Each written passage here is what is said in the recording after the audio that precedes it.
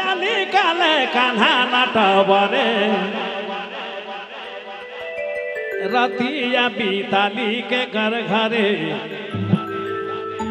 नटबरे रतिया बीताली के घर घरे। कृष्ण कन्हैया जी के मूड में क्रिया कसम खियाए लागल हैं कि सही सही कर बताओ कि रोज रात भेद कहाँ रही और बिहार बिहान में आए के हमके तंग करे लागल ही।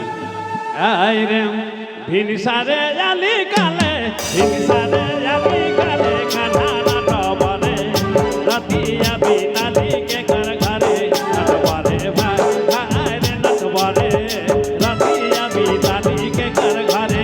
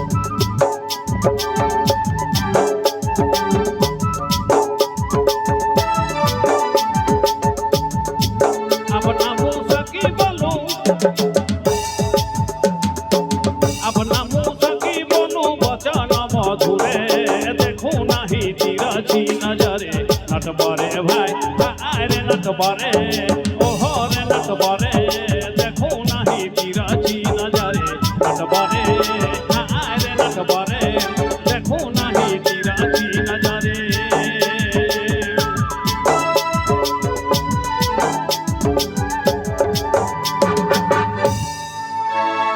राधिका जी इतना जोर पगड़े लागल है कन्हैया।